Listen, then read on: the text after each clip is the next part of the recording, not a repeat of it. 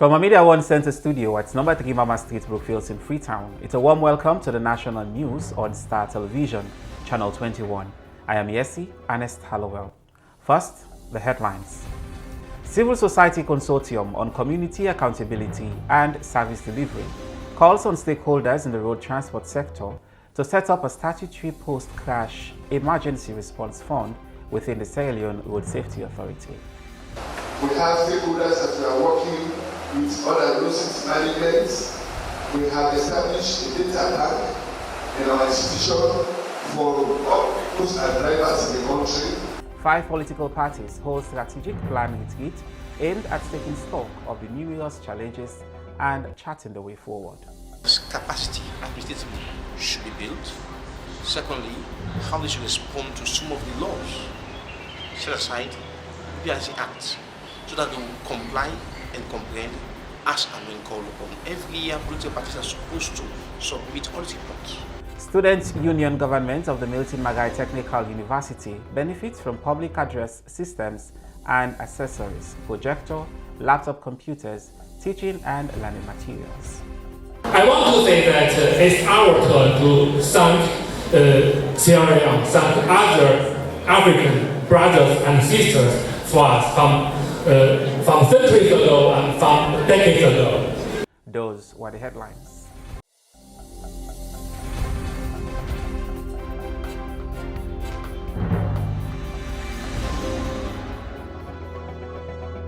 Welcome back, and now for the news in detail. Civil Society Consortium on Community Accountability and Service Delivery has called on stakeholders in the road transport sector to set up what they called a statutory post-crash emergency response fund within the Sierra Leone Road Safety Authority to mitigate the suffering of road crash victims and to minimize crash fatalities. They made this call during a news conference held at the YMCA Hall in Freetown. Adonis Francis tells us more. Ambrose Tucker, Manager, Research and Development, Sierra Leone Road Safety Authority, while making a statement, said the issue of road safety is the concern of the public and not the SLRSA alone, noting that road crashes can occur to anyone irrespective of your status. These are the 5 pillars, as you have seen. We have one road safety management, which actually shows that you have an established lead agency. We have stakeholders that we are working with other road safety management. We have established a data bank in our institution for all vehicles and drivers in the country. And we've also got a strategic plan across all the road safety management. We have the second one, safer vehicles. We actually have to make sure that we test vehicles for roadworthiness. And we have recently established an e-fitness examination system. You go to our centers, you can see our vehicle examiners with small laptops that they have all the database in there for vehicles for roadworthiness. And we've also got international partnership with Autospecs that is rehabilitating fitness centers. And they have started at Kisi Road and the Awatalo area there, and they are going to spread over the country, including Wataki. When speaking on the topic, the chairman for the consortium, William Saul Lamin, said Civil Society Consortium on Community Accountability and Service Delivery has formally launched the Road Crash Fund Unit at the Sierra Leone Road Safety Authority Department in order to ensure that road accident victims are being responded to in a swift manner. He continued that most of the accidents that occurs along the highways are to be considered paramount, thereby providing emergency health care center at Maishaka. The chairman, however, noted on the need to construct road accident walls at Maishaka and Bo. When you see live photos of accidents of your brother and your sister along Bele Junction area, along Maishaka, along Bo Highway, when you see them, you know we get any alternative but for join me for this campaign. And you will money, you will put the money for join me for this campaign. Yeah? So they take the lead in this. We don't begin engage ministries, agencies, and departments. And I want to tell you for free say, they all don't begin engaged. Their response is very, very positive. By this time, They not only can join this fight, but they therefore work collaboratively and therefore join together as a team for us to succeed. When reading out the press release, William Saul-Lamin, the chairman for the consortium, noted the following. We are calling on government through Sierra Leone Road Safety Authority to establish and sustain an equipped post-crash care unit to mitigate the suffering of road crash victims and minimize crash fatalities. To seek goodwill from the public through the provision of essential, highly motivated and equipped post-crash facilities. We immediately call on the SLIC as the lead government agency to coordinate all stakeholders, including the Insurance Commission, to come together to achieve greater synergy in establishing this unit. In this regard, the consortium is therefore calling on all authorities concerned, especially the Ministry of Transport and Aviation, the Sierra Leone Road Safety Authority, Sierra Leone Insurance Commission, Sierra Leone Road Authority, Sierra Leone Police, Drivers Union, Bike Riders Union, Keke Riders Union, civil society organizations, and other stakeholders in the transport sector. For Star News, Adonis Francis reporting. As Sierra Leone gears up for the next general elections slated for June 2023, 5 political parties have held their strategic plan retreat at the Radisson Blu Hotel in Freetown. The retreat is aimed at taking stock of the numerous challenges and to chart the way forward. Alfie Barry reports. This strategic retreat initiated by these 5 political parties, the National Unity and Reconciliation Party, cut across Alliance Democratic Party, Revolutionary United Front, United Democratic Movement, and the United People's Party at the Grand Radisson Blu Hotel, is aimed at them having a dialogue around burning issues that are impeding their stay in the broader governance space. One of the civil society facilitators, Thomas Babadi, noted that this retreat will help deepen the democratic space. Yes, capacity administratively should be built. Secondly, how they should respond to some of the laws set aside BPRC Act, so that they will comply and comprehend as and when called upon. Every year, political parties are supposed to submit audit reports to BPRC. If they don't, then there will be question. Secondly, they're supposed to have political party offices across the country. Thirdly, they're supposed to have staffing within those offices. But are they well capacitated? Do they have the resources? I mean, do they have the kind of membership? And of course, we all know, as per Section 35, that political parties are established to shape the political will of the people, to sponsor candidates for election, to local council election, presidential, parliamentary, or by-elections. When making a statement, Alice Katimu Pine, Secretary General of the RUFP, bemoaned the total neglect her party has faced, adding that since the RUFP was transformed into a political party, successive governments have not lived up to neither the Lome Peace Accord nor the TRC recommendation, which require the states enhance their participation in governance. Memory SLPP government, which there was an accord signed between us, the RUF, and the government of Sierra Leone, monitored or witnessed by the international bodies who facilitated the Lome Peace Accord, thereby accepting to give the people of Sierra Leone the peace they cried for. This was done with conditions to be fulfilled by both of us, the RUF and the government, which was ensured that we are giving all necessary supports to embrace and or enable us to function as a political party and to also be incorporated in the governance institutions to run the affairs of the state. Instead, just after the Tijan Kaba War Dawn celebration, when the arms were dropped, nothing was done to empower us, stand as a political party. The DDR program was not completed, not even 1% of inclusion was, and is done till now. NURP, our party, and a party for Sierra Leoneans aged 18 and above, It is also a party for all tribes, whether you are a Mende, Timini, Lonko, Creole, Suso, Madibo, Fula, Yalonka, Shebro, Limba, Kono, or any other tribe in Sierra Leone.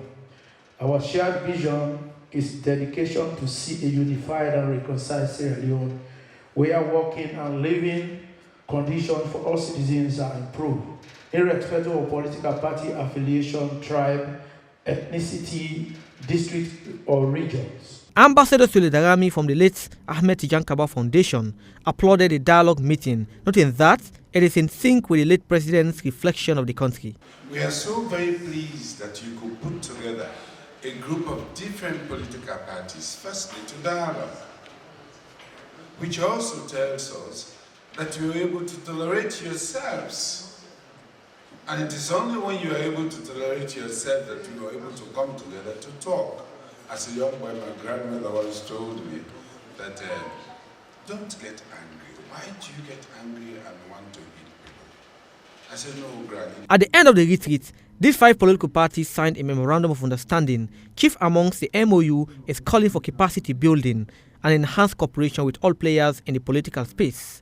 It should be stressed, they noted, the retreat is not intended to form an alliance, but rather to underscore their perennial challenges with a view of looking for a solvable solution. The Deputy Chinese Ambassador to Sierra Leone, Li Jianyongo, has donated 2 public address systems and accessories comprising of a projector, laptop computers, teaching and learning materials to the Student Union Government of the Milton Magai Technical University at the Great Hall of the Goderich campus in Freetown. George Elliott Sam was in attendance and he tells us more.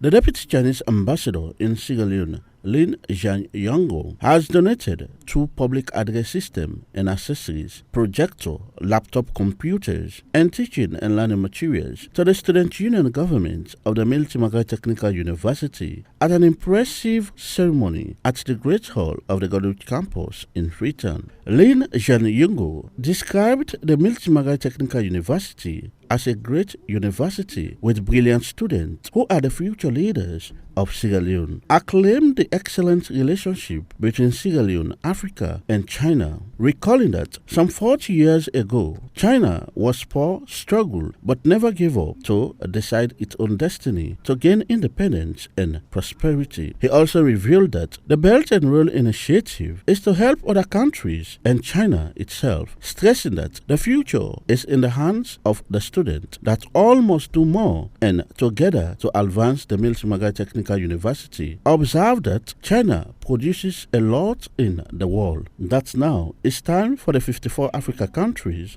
to develop as they are the future of the world, and call on African countries to produce other professionals to advance the continent. I want to say that it's our turn to thank Sierra Leone, thank other African brothers and sisters for us from centuries ago and from decades ago. I remember when China was 1 century ago, China was a semi-colony and semi-federal, and we are invaded by Western forces, and we did the struggle, and we never give up, and we never feel defeated because we are strong enough. We can always stand up, and we can always do more and struggle more to own our independence, own our prosperity. I think this story is shared by many African countries, many African heroes for their independence, for their development, to against the colonial masters of the past. But nowadays we are different because all the countries are independent countries. All the countries deserve more development. So in this university, the federal government invests. It's invested not for the future of the country, but it's also invested for the future of Africa, for the future of the world. So we think the future is in our hand. University is like a baby, like Chancellor said. I think it's growing from the college to university and grow up very fast. And you have the very best campus and many facilities, but it's not enough. We should do more. Everybody should contribute. because every student is the master of their house, and every teacher is master of their house. And we, like partners, we feel like at home, so we should do it together. We think we can do it together, and we can do more. The Director of Political Affairs in the Chinese Embassy commended the Students' Union for the initiative to approach them for support in March 2022 and appealed to students to discontinue the Western media like the CNN and BBC propaganda accusing China of human rights abuse in Hong Kong, Taiwan, and exploiting Sierra Leone's marine resources as well as violating its labor laws. I don't think our students will be misled by these reports. Also, other reports like China is exploiting the fisheries in Sierra Leone, is abusing labor laws, business and that things. When our students are reading reports like this, we should think before we believe, because some forces do not want to see that China is developing, because China is part of our developing world. They don't want to see that China is cooperating with Africa, with Sierra Leone. So that is why they are trying every possible means to undermine this cooperation.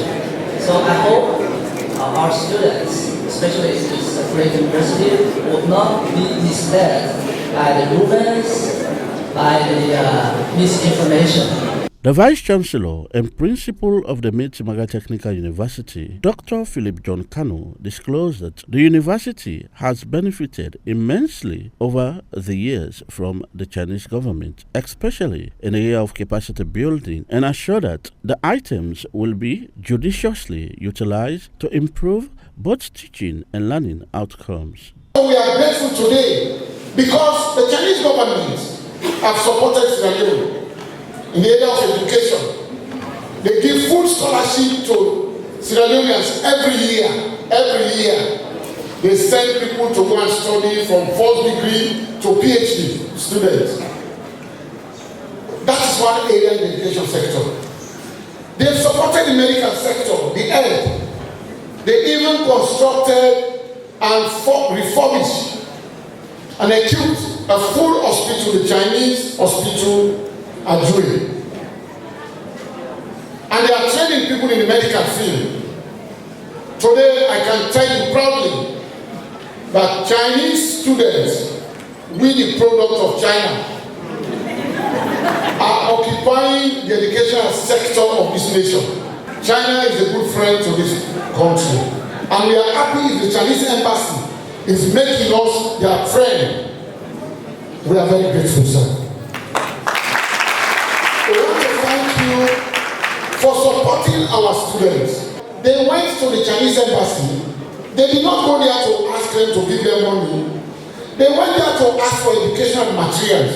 So today, we are witnessing the handing over of those materials for your own education. Let us clap for the Chinese people. Highlights of the event were presentation of the items, singing of the university song, and inspection of the plates, spoons, cups, and other items produced by the student trained by the Chinese expert. For Star News in Freetown, George Elliott Sound reporting. Viewers, if you've just joined us, this is the national news on Star Television, Channel 21.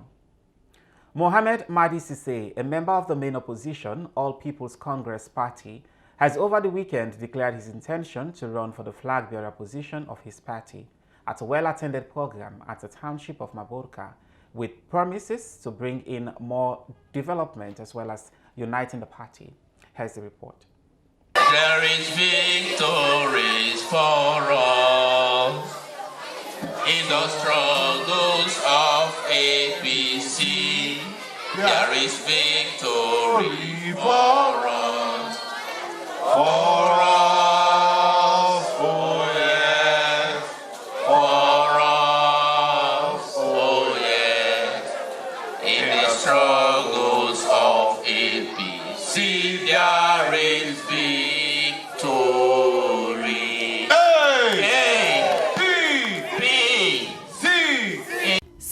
losing the 2018 presidential election to the then main opposition Sierra Leone People's Party.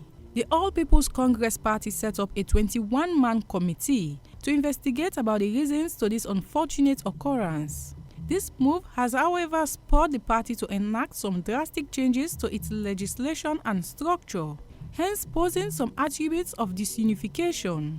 Aspiring presidential candidate for the APC party, Mohamed Mahid Cissé, promised to unify the party if he is elected as presidential candidate. Today, I am declaring my candidacy to compete for the APC flag bearer for the 2023 presidential elections. I bring to you this afternoon a strong message of unity, hope, the return to normalcy in all aspects of governance in Sierra Leone. As leaders, whether in public office, in the private sector, the family, the workplace, the chiefdoms, schools, etc., we must be trustworthy and determined servants of those we lead. My theme for this candidacy is united to foster good governance through discipline, leadership, and job creation. First and foremost, I want to bring peace within the APC party. I want to bring together everyone in the party, the membership, and develop a framework for having a candidate that will bring back peace to the party. I believe I have the qualities for that, to achieve that. I've been a member of the APC since over 20 years. Mr. Cissé further promised citizens of all the information he can make if fortunate to be elected president of Sierra Leone. My motivation is that I have this sense of purpose. I have gained experience both in the private and the public sector, and I believe that this is time for our generation to pursue leadership, and I have ideas that myself and a crop of my generational people can put together and bring this country back to where it was before. We have developed some new governance philosophies to be able to create 1.5 million jobs, which is our flagship program, and we want to grow enough rice so we can stop importing rice in the short and medium term, and the long term is to become an exporter again. I have all of these ideas, and in fact I have started some of this project with the former administration under President Nkrumah, where I was his special emissary. So I have developed quite a good number of contacts, and like I said earlier, experience both in the private sector and the public sector. In the private sector, of course, I created the concept of prepaid meters. I made it a product, make it successful, and today we all know that the prepaid meter had contributed greatly to the success of the stability of EDSA. A number of stakeholders of Maboka appreciate Mahid Cissé for taking such venture, as he has been helpful to the people of Maboka. Present for welcome big brother, daddy, we everything say we want to be a flag bearer for 2023. When I saw the son of the Tongolele district as a whole, I was born at Mashibi. So any side where possible born now, you want for opposition for the Benin. No, please for that, sir. Mr. Narami, he said, when they cook na house, if I lay mama pull it. When mama they pull it, you go barefoot not so. We can begin the process for una mama.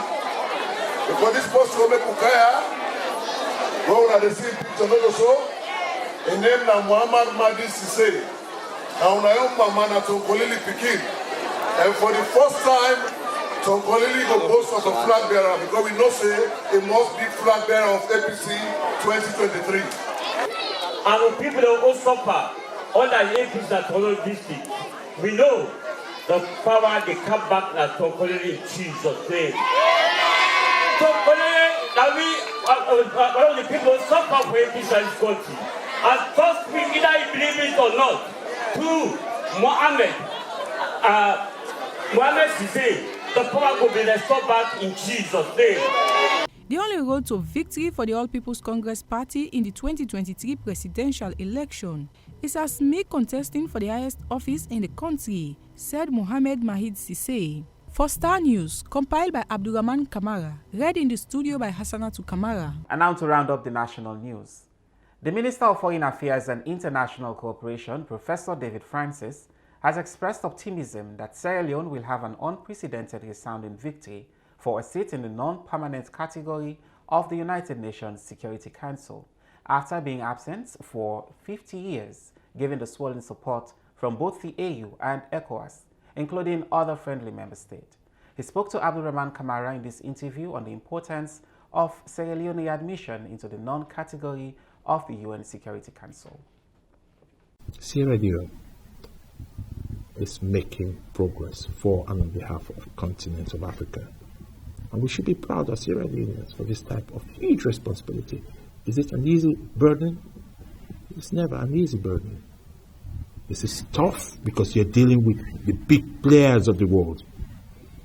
So Sierra Leone has to have a credible president that is able to influence global decisions, but also have a credible, dynamic, knowledgeable, respected foreign minister to be able to engage with other peers across the globe to say, look, this is how we see it. This is why you should support Sierra Leone.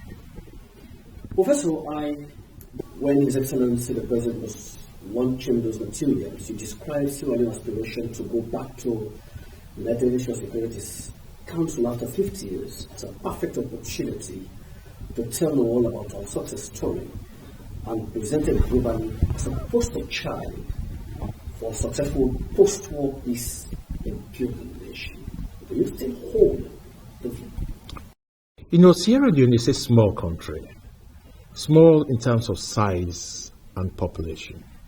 But we are a big country in terms of our ambition. I've already described to you how we are playing a continental role representing the African continent, 54 member states, to promote the advocacy for the reform of the UN Security Council. That is a global and continental agenda. So as a small country, going back to the UN Security Council, we'll have the opportunity to tell our own story. The success story of Sierra Leone being a resilient country, no longer defined by its past, but by its present and its future.